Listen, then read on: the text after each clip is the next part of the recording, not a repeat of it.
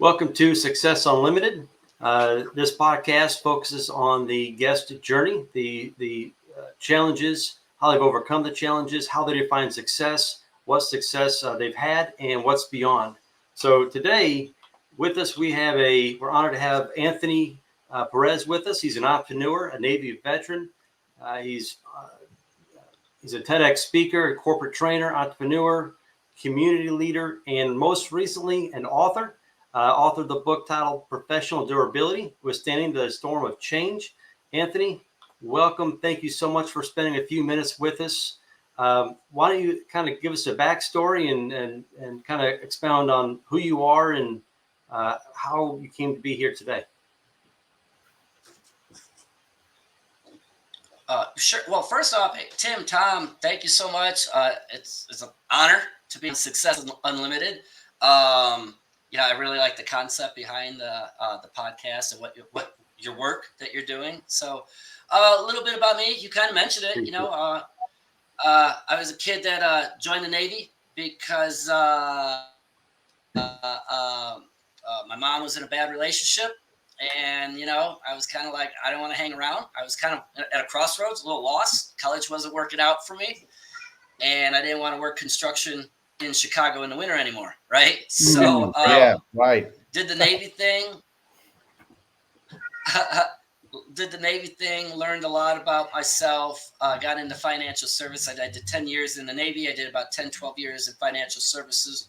Learned a lot more about myself, about how to be a great father, a great business person, coach, community leader. I learned about entrepreneurship, all the things, trial and error. Sometimes you win, sometimes you learn, right? And I was very successful, did really well. We adopted our son in Florida. My wife and I moved back to Chicago, and I pivoted again. The market crashed. I was burnt out. Started Success as a language. Consulting and speaking, and started teaching people about this new thing that I found that just made too much sense to me, emotional intelligence. And I started working with schools, with students, parents, and staff. Took me in the law enforcement, hospitality. I've worked with professional athletes. Very cool. That's awesome. Yeah, and then we moved out to Colorado Springs, and I've done a lot of community work, like you mentioned. I started 4 startups. One's enough, but you started 4. Yeah, the upside is, They're great work. Great work ethic. Yeah. Well, I learned a lot more about myself. I learned, it's very important about when to display and delay your emotions. There you go. Everything that I learned that I used to teach, and I still teach, I had to use it every day. You got 95 employees, different needs, wants, values, right? You gotta try to keep them going, right? I reside in Colorado Springs. You mentioned I've done a TED Talk on servant leadership. That was just a high point. That was amazing. And I just finished my book during the pandemic. Like you mentioned, it just came out. You can find it on Amazon. We're really excited about it. That's awesome. It's an accomplishment, man. I don't know. Yeah, so a couple questions here for you. I have so many questions for you. I want to get into it.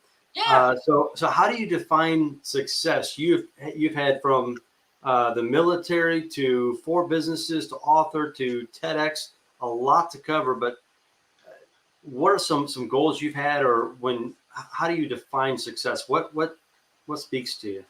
It's a great question, Tom.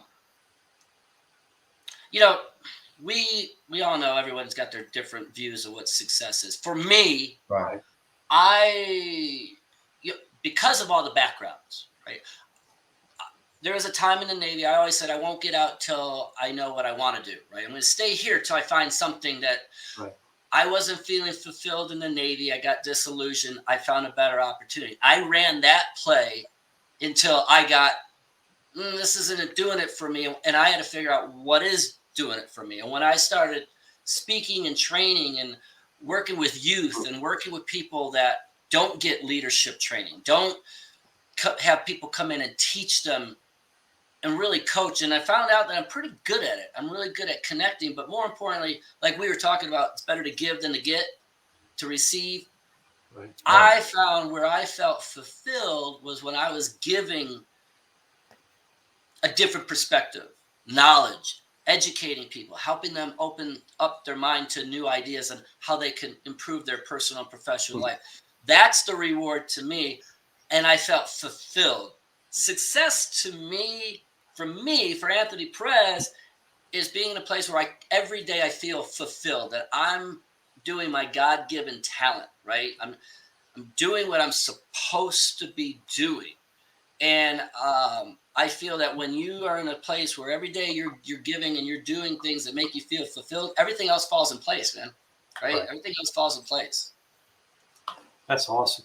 So, do you feel like have you had instances that you've looked back and said, "Hey, I've been successful here. I feel like I've arrived," because that's the elusive feeling that everyone chases, but no one ever seems to catch it.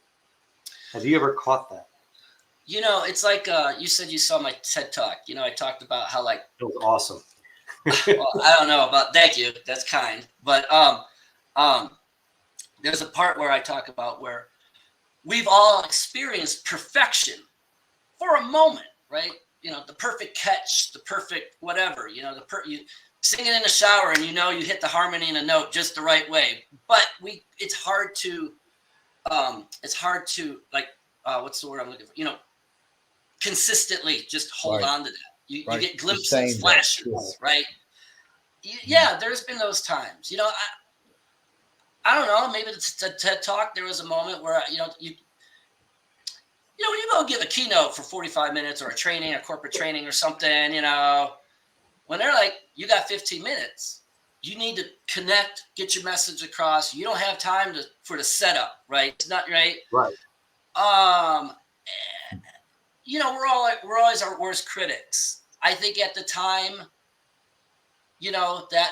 that's something where I could hang my hat on. We adopted our son, and the way it went was I was in Miami doing business. My wife is a labor and delivery nurse. She actually delivered our son. The doctor was late. We were in the adoption process, and she's basically like, "Hey, can you make it up here because we're bringing him home?" And one of my greatest successes, my son's in college. He's my best buddy. That's awesome. Going from there is no, okay, I got 9 months to figure out and read a book and get stuff. We didn't have a crib. I was not mentally prepared to be this father. And I think one of my greatest successes definitely is that he came to us at the right time where Anthony was prepared mentally, mature wise, That's awesome. The book, we always have those little wins, but I think raising my son and seeing who he has become, watching him, especially the last 2 years, that's something where you go, I did that, so. Shaping someone else's life. Talking about giving, right? I mean, to raise a child, that's awesome. And with your wife, and that's giving. But the good thing is there's a lot coming back to you, right? There's so much that comes there. So that's success. That's right. That's awesome. I love that. Absolutely love it. And that resonates. I have two kids, and they're growing. Still have those parenting moments, but still have those moments that is just. I know the feeling. It's like when my son took helped an elderly person with their chair from their car to the side of the soccer field, so she could watch her grandson play. And he volunteered to do that without any asking. It's like, proud of you. That's good. Did something right there. So I'll tell you, I got these little Perezisms, right? My employees, and they're in my book. That's what I call them. Like, I never abandoned my expectations, right? I was very hard on my son. And to the point where my wife's like, you got to take the foot off the gas. Okay. Like, seriously. Okay. I go, I want him to be an asset in the Right. world, not a liability. I deal with this nonsense and people just, people business, it's reward and disappointment, right? Like that's it, right? How do you got to figure out which one you want. Right. And, so I used to be on him and just, and this, let me explain why, buddy, you got to get out there. You know what? You got to just, and he got his first job, you guys. And I remember he's like, hey, can we go have lunch? And I'm like, yeah, how's it going? He goes, hey, I want to just, first off, I want to say, I'm sorry and thank you. I go, what? Okay, what? I love And it. he goes, Oh my he's like, God. yeah, he's like 15 or 16. He's like, I understand now, Poppy. I go, well, what do you understand, bud? He's like, why you're so hard on me?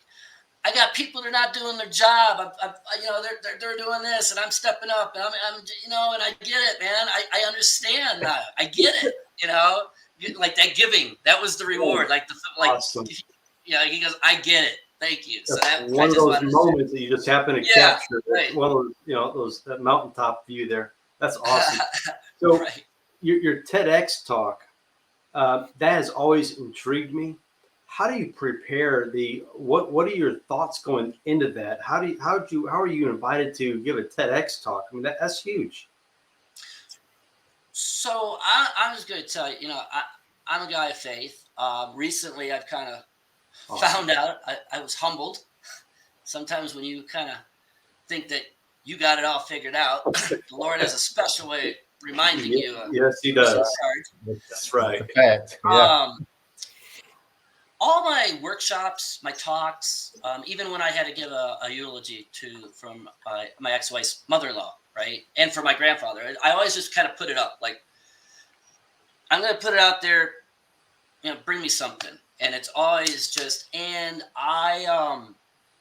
the theme was the future of the future.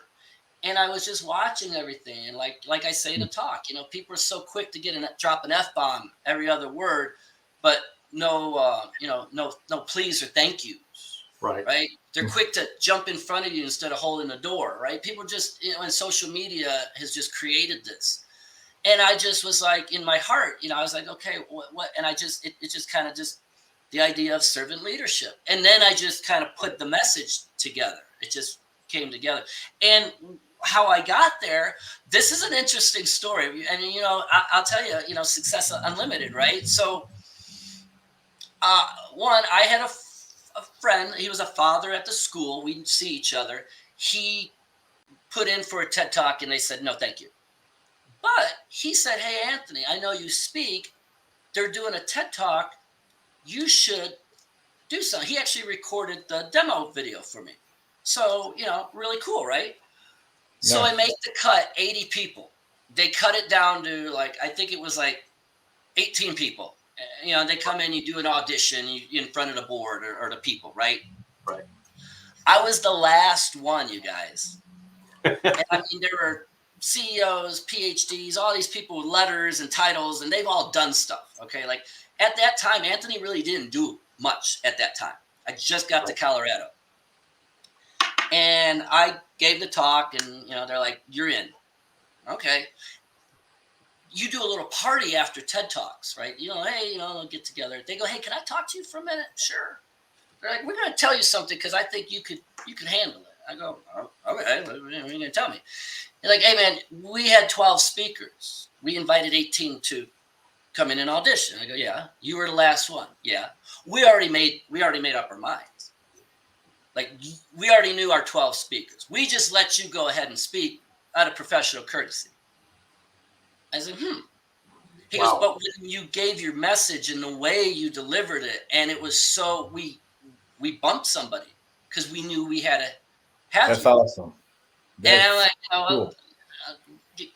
Give praise to God, but right, the thing is, I was supposed, be like, that's what you're supposed to be doing in life. That's why that opportunity came to you. If you look at every turn, how I got to that TED Talk, and now it's a blessing to people because so many people are like, man, I cited that for my doctorate.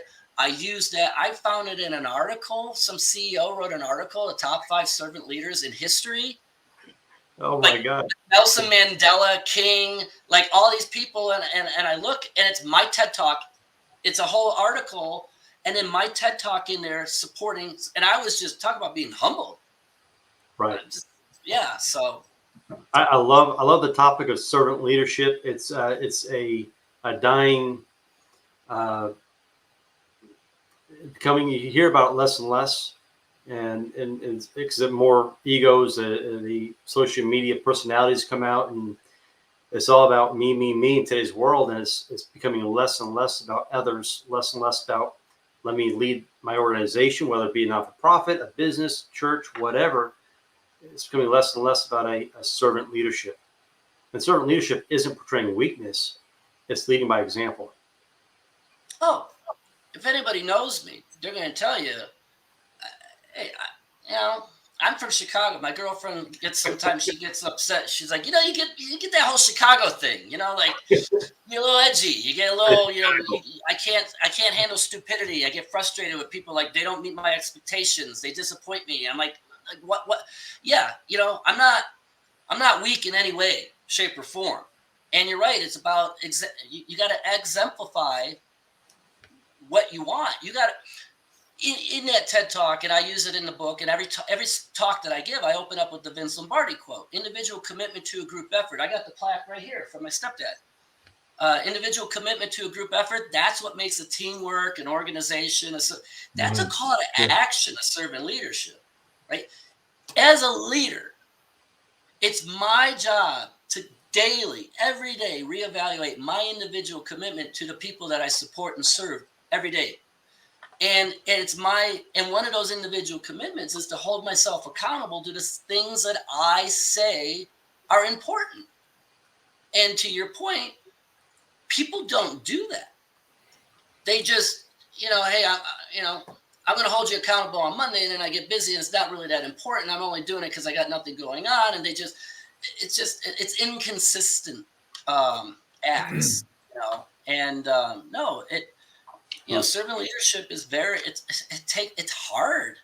It's hard, but you can't be a leader unless you know how to serve. So, you made a statement there that it seems like it's less and less where people are talk about the Chicago thing, or if you're in New York City, it's the Brooklyn thing or whatever. But it's it's hard to do something that at least regularly that's just not there. And so you and if somebody's a person that they struggle with preferring someone else before themselves, and that's kind of servant leadership thing, right? And you really have to develop that and work at that. It's let that become and let that depict who you want to be. And it's something that can be talked about today. You mentioned something earlier. Success is a language. Yeah. Right. Love that. That's good. And words, the old saying, sticks and stones may break my bones, but words will never hurt me, which we know that's a terrible fallacy.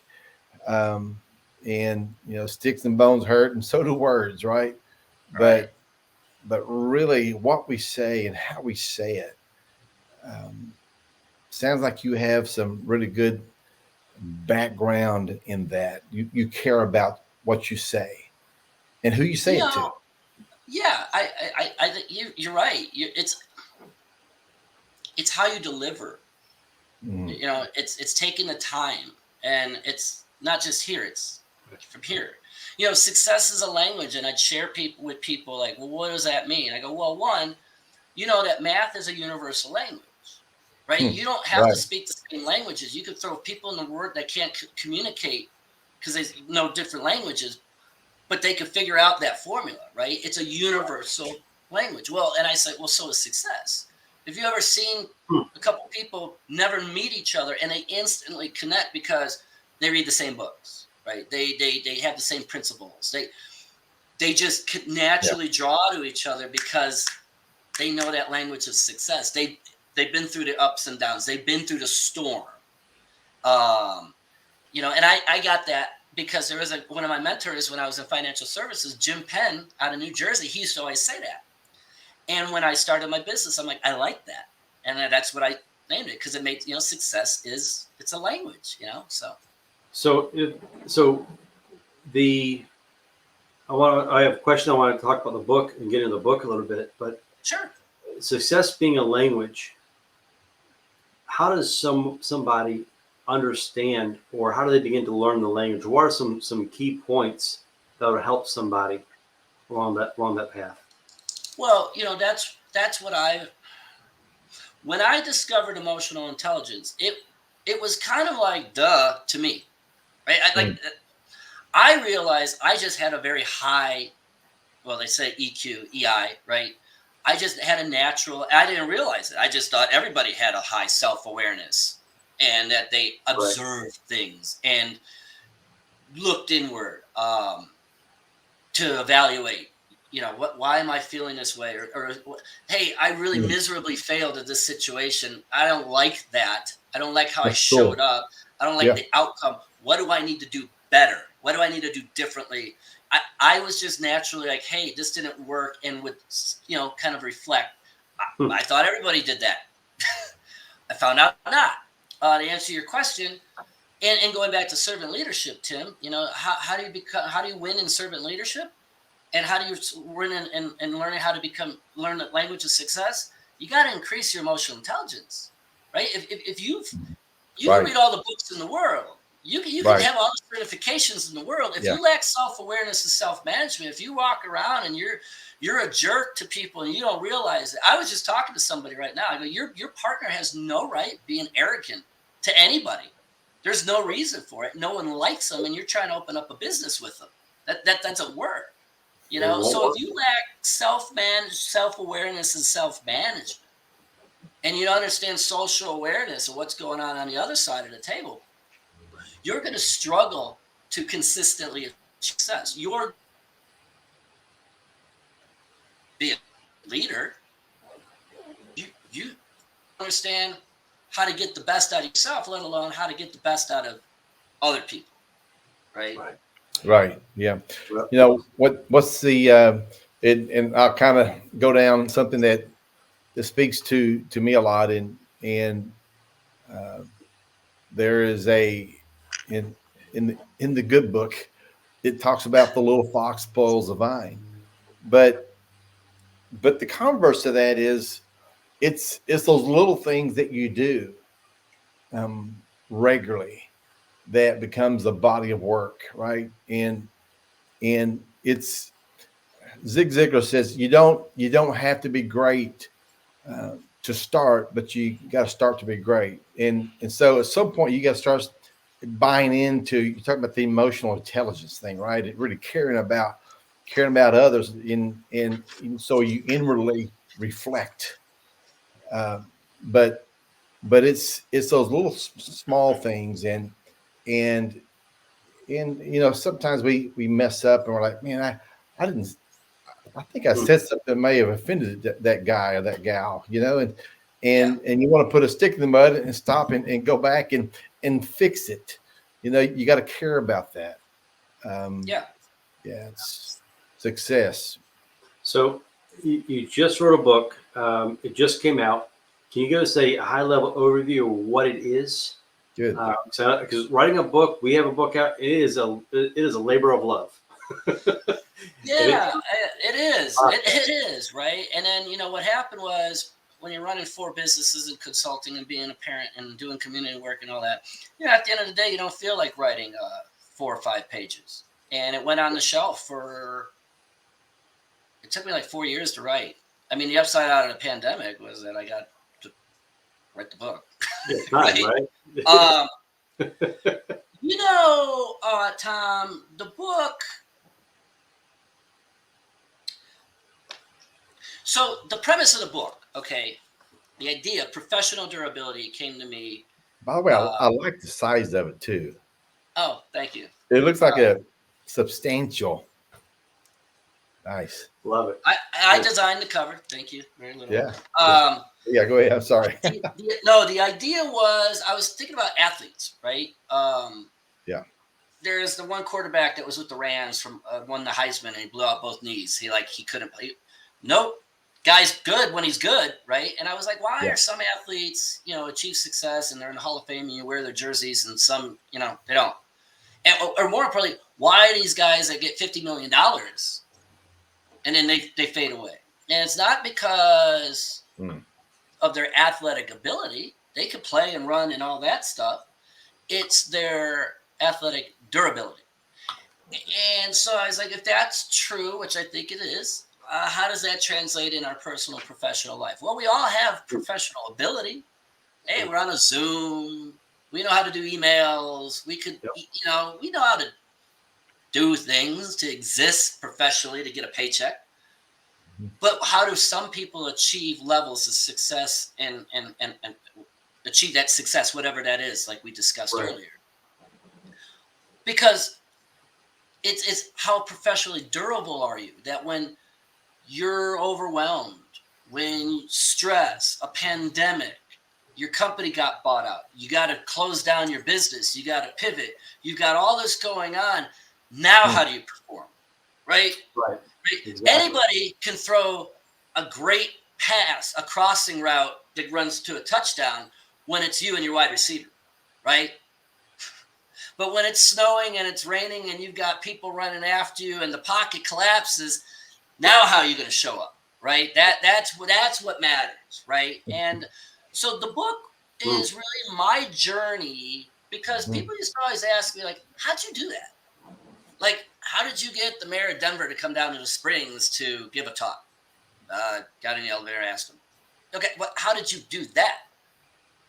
Like you said, Tim, over years, I've learned how to literally have an elevator speech, right? Like literally, he's like, get in the elevator, let's talk. So people always ask, well, how did you start this business? How did you do this? How did you do this? How do you get these opportunities? Like, I go, well, it's not by accident. Like I make it look simple, right? That's what experts do. We make it look simple, but it's been years and years of work and lessons learned. And that's what this book is about. It's really my journey in different things. Hey, I was in the Navy and I pivoted and this is what I learned. And you know what? Every time I make a change, I look at how was I showing up? What do I want to change? How do I want to get better? Right? I learned like in high school. When I went to high school, went from junior high to high school, most of my junior high class went to another school. It was like 6 of us went to the high school I went to. Okay. And I didn't like how Anthony was showing up at that time. Or I was like, how do I do better? Like, how, you know what I mean? You get this opportunity to kind of like, okay, what was working? What's not working? I'm moving to a new place. I got a new job. What do I need to work? I got to be more direct. I need to be more assertive. I need to be more compassionate. I need to be more vulnerable, whatever that is. Right. So like, some of the chapters are, you talked about betting on yourself. I did one, bet on yourself. Belief comes before buy-in, right? When I went out on my own about emotional intelligence, it made sense to me, but I had to go talk to people that were decision makers at high levels. And when they said, the way you're explaining it makes sense to me, I'm on board. Then I could start building belief in myself and what I'm doing, because now I was creating buy-in from other people, which then gave me more belief and confidence that I could buy in to my program, right? So it's really a journey. I talk about perspective, discovering superpowers, and not in a traditional sense. So who doesn't want to have superpowers? It's like Marvel, right? Right, yeah. To me, it's those intangible things. Yeah. Like there's a friend of mine that owns a restaurant. Her name's Ari. Her thing is if she would meet you and I had introduced you, she would hug you, okay? But she's one of those people that holds you for like, I think I was told it's like 19 seconds, because that's the amount of time the energy transfers. And to watch somebody that doesn't know, they're like, oh yeah, hi, and they go, let go. Oh, we're still doing this. Oh. But then they relax, right? There's my cousin. She has cerebral palsy. It was always hard to understand her and her walking and everything. And Right. everybody would feel bad for Mickey, except Mickey, because Mickey didn't think there was anything wrong with her. That's right. Mickey got her CDL. She's a school bus driver, married. And, sometimes I'm like, you know what? Mickey's got it right. Like, Mickey's living her best life. And her superpower is she's just always happy, man, Just being Mickey, right? Yeah, right. And it's just, so it's not the superpower is, I'm resilient, or, it's those little things like I talk about in the book. There's a homeless guy. He's got a sign with a smile. And you'll be in traffic and you're stuck in your mind thinking about where you're going, stuff, right? First world problems. And this guy's just got, and he catches you, and it makes you stop and check in with yourself, and you laugh. And I'm like, that's an example to me, like a superpower that we need to tap in. What are those little things that we could do for other people to help ourselves and help them? Man. Love it, man. I love it. Awesome. Wow. So it speaks to me. I love to hear these things. It's good. yeah, it's you have so much to offer, so much wisdom, so much advice. We talked about before we started recording what's next for you, and we talked about your business and podcast, culture concepts. What's the basis of that? What's that project about? So I knew the book was coming out. I have success as a language. I've had that for years, but I really wanted to bring in my training in really talk about culture. Because when I go into work with companies, right, culture struggle. They don't see it as a priority. One thing to fix the culture in a company, unfortunately, is, I get paid. They have me come in and go fix my people. It's like the parent bringing in the nanny. Fix this mess. Well, here's the raw truth. I need to fix you. Like, you have to start developing the right skills and demonstrate that so you can instill the right mentality in your team, right? And that's sometimes an uphill battle, right? But I knew I wanted to focus on bringing everything together to help people win and develop a culture in their personal and professional life. So I came up with culture concepts, right? And really, it's that's the next move, launching that, and then I was like, a podcast would be fantastic, in that I could bring in leaders and we could talk about, like, daily topics, like, I don't know, whether it's guns or LGBTQ or whatever's going on nationally. What's the thing now? Right. How does that apply? What's your take, your culture views on that in your business or in your personal life, or, just kind of talking about, culture, using the word culture, but, getting into the nitty gritty about, tell me about your views and your ideals and your beliefs. Like, hey, let's just have a conversation about a variety of different things. Maybe it's a personal piece, a professional piece, but, we're still kind of working through what that would look like. But I just feel it would be a really great opportunity just to sit down with some people, because, as we mentioned, it seems like culture is the buzzword, right? And I don't like buzzwords, because I feel then you could also say it's a fad. And I don't want the sense of urgency or the importance of people now being aware about mental health and mindfulness and developing a culture, and even HR is changing their focus from 6 years ago, right? And I don't want that to stop. And because now there's something new and shiny. Oh, this is the new thing, like, what was it? Angela Duckworth, 10 years ago, right? Grit. I get it. It's resilience. Grit, I get it. It's, and then you had people for a decade talking about, let's get gritty. I get the teaching, and it's an amazing TED Talk, and her work, she's spot on, but, it kind of became this thing. So I think culture is very important. I feel that if you had a podcast where you brought people on and you talked about it in different concept or contexts and applied it in different areas, I think nothing but good could come from that, Yeah, it's an exciting concept. I'm looking forward to it. I'll definitely be a subscriber to it. You guys got to come on now. Yeah, I would love to. I appreciate that. But it's Well, you're a listener, Anthony, and you listen. And I know we're winding down here a little bit, Tom. It's when somebody asks you, and maybe you've been asked, previously, and what's next, and if you listen to what's going on, just tune your ear into the voices that are speaking, and really wanting to make that difference, wanting to contribute somehow. Sometimes I don't know. Do we kind of lose sight of civility and humanity? It's how do we get back on course, right? Well, I kind of touched on a couple weeks back. It was not Anthony Perez's finest moment. Okay, my girlfriend will attest to that. I'm human. And the thing was, hey, I'm the guy, I can fix everything, right? I know about self-awareness, and, even doctors are the worst patients. And I had a lot of stuff that I wasn't dealing with, stress, and you put that stuff down, it's going to come out. And it usually doesn't come out when you want it or how you want it, right? I ended up, I was driving down the road to kind of fix the mess that I created, and my car started spinning out of control. The roads were ice, and it just was spinning. And I remember just kind of letting go of the wheel a little bit and took my foot off the gas, and I could clearly hear, man, you're not in control of your life. I am. Mm. I was spinning out of control the night before, and instead of just looking up and letting go, I kind of punched it, right?